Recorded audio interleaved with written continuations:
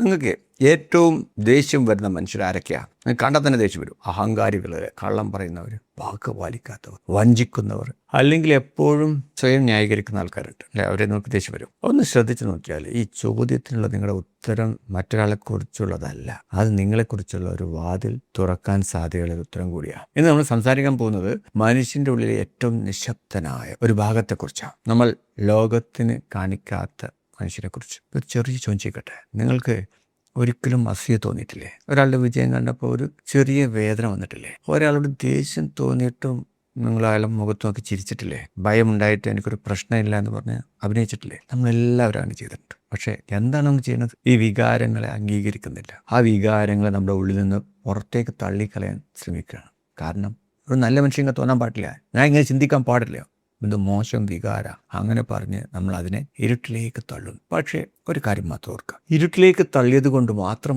ഒന്നും ഇല്ലാതാകുന്നില്ല. Light of ചെയ്താൽ മുറിയിലെ ഫർണിച്ചർ അപ്രത്യക്ഷമാകുന്നില്ലല്ലോ. അതുപോലെ നമ്മൾ കാണാതിരിക്കാൻ ശ്രമിച്ച വികാരങ്ങളും അപ്രത്യക്ഷമാകുന്നില്ല. അവ നിങ്ങളുടെ നിഴലായി മാറും. അവിടെ നിന്നാണ് അവ നമ്മളെ നിയന്ത്രിക്കാൻ തുടങ്ങുന്നത്. അതുകൊണ്ടാണ് ചിലപ്പോൾ നമുക്ക് തന്നെ മനസ്സിലാവാത്ത രീതിയിൽ നമ്മൾ പ്രതികരിക്കുന്നത്. ചെറിയൊരു കാര്യത്തിന് വലിയ ദേഷ്യം വരുന്ന ഒരു സാധാരണ വിമർശനം പോലും സഹിക്കാൻ പറ്റുന്നില്ല.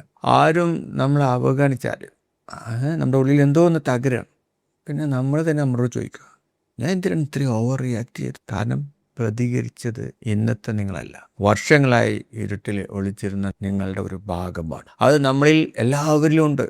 അതുകൊണ്ട് മനുഷ്യനെ രണ്ടായി വിഭജിക്കാൻ എനിക്കിഷ്ടമല്ല. നല്ല മനുഷ്യൻ, ചീത്ത മനുഷ്യൻ എന്ന് നിങ്ങൾ പറയണ്ട. യഥാർത്ഥത്തിൽ ഓരോ മനുഷ്യൻ്റെ ഉള്ളിലും നല്ലതുമുണ്ട്, അതുപോലെ തന്നെ പ്രയാസപ്പെടുന്ന ഒരു ഭാഗമുണ്ട്. സ്നേഹമുണ്ട്, ദേഷ്യമുണ്ട്, ധൈര്യമുണ്ട്, ഭയമുണ്ട്. ഇതാണ് മനുഷ്യൻ. ഈ സത്യം അംഗീകരിക്കുമ്പോഴാണ് യഥാർത്ഥ വളർച്ച തുടങ്ങുന്നത്. കാരണം നമ്മൾ അംഗീകരിക്കാത്ത ഭാഗത്തെ നമുക്ക് മാറ്റാൻ കഴിയില്ല. ആദ്യം അത് കാണണം, പിന്നെ അതിനെ മനസ്സിലാക്കണം, അതിനുശേഷമാണ് പരിശീലനം. ഇവിടെയാണ് പലരും ചെയ്യുന്നത് വലിയ തെറ്റ്. അവരുടെ നിഴലിനെ മറക്കാൻ ജീവിതം മുഴുവൻ ചെലവഴിക്കുക.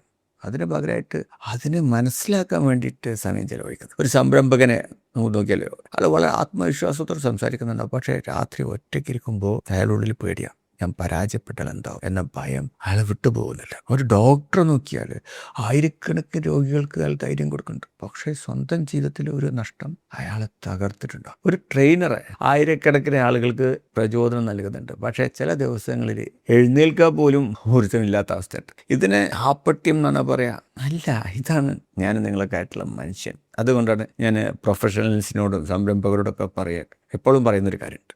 പെർഫോമൻസ് ഉയർത്തണമെങ്കിൽ ആദ്യം നിങ്ങളുടെ നിഴൽ മനുഷ്യനെ പരിചയപ്പെടണം. കാരണം നിങ്ങളുടെ ബിസിനസ് നശിപ്പിക്കുന്ന ഏറ്റവും വലിയ ശത്രു പലപ്പോഴും മാർക്കറ്റിലെല്ലാം ഉണ്ടാവുക നമ്മുടെ ഉള്ളിൽ പരിചയപ്പെടാതെ കിടക്കുന്ന നമ്മുടെ ഭയമായിരിക്കും. അതുകൊണ്ട് നമ്മുടെ ഇന്നർ എനർജി ആക്ടിവേഷൻ എന്നുള്ള ട്രെയിനിങ് പ്രോഗ്രാമിൽ പ്രത്യേകിച്ച് പെർഫോമൻസ് ഉയർത്താൻ ആഗ്രഹിക്കുന്ന പ്രൊഫഷണൽസിനും സംരംഭകർക്കും പുതിയ കഴിവുകൾ മാത്രം ഞാൻ പഠിപ്പിക്കാൻ വേണ്ടി മാത്രം ശ്രമിക്കാറില്ല. ആദ്യം അവരുടെ ഊർജ്ജം ചോർത്തുന്ന ഉള്ളിലെ പാറ്റേണുകളെ തിരിച്ചറിയാനാണ് ഞാൻ കൂടുതൽ സമയം ചെലവഴിക്കുന്നത്. കാരണം മനുഷ്യൻ തൻ്റെ ഉള്ളിലെ യുദ്ധം ജയിക്കാൻ തുടങ്ങുമ്പോൾ പുറത്തെ വിജയങ്ങൾ പതുക്കെ അതിനെ പിന്തുടരാൻ തുടങ്ങും. ഇപ്പോഴാണ് മറ്റൊരു പ്രധാന കാര്യം. ചില ആൾക്കാർ പറയും, എനിക്ക് അസൂയയില്ല, എനിക്ക് ദേഷ്യമില്ല, എനിക്ക് ഭയമില്ല.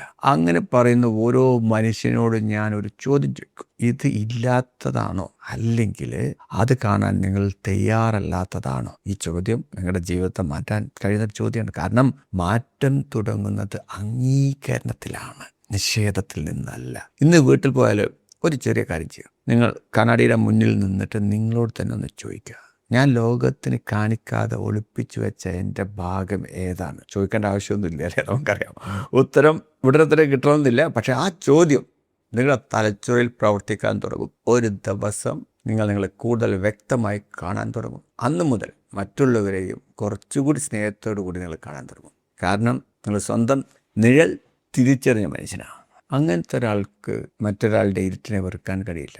ഇപ്പോൾ യേശു പറഞ്ഞ പോലെ നിങ്ങളിൽ പാപം ചെയ്യാത്തവൻ കല്ലെറിയട്ടെ എന്ന് പറഞ്ഞ പോലെ. അടുത്ത എപ്പിസോഡിൽ നമ്മുടെ തലച്ചോറിൽ പഴയ ശീലങ്ങൾ എന്തുകൊണ്ടാണ് ഇത്ര ശക്തമായിട്ട് നിൽക്കുന്നത്, എന്തുകൊണ്ടാണ് നമ്മളൊരു തെറ്റ് വീണ്ടും ആവർത്തിക്കുന്നത്, ബ്രെയിനിൽ അപ്പോൾ എന്താ യഥാർത്ഥത്തിൽ സംഭവിക്കുന്നത്, നമുക്ക് അതിനെക്കുറിച്ചുള്ള ന്യൂറോ സയൻസ് വളരെ ലളിതമായിട്ട് ഒന്ന് മനസ്സിലാക്കാം. ഓക്കെ.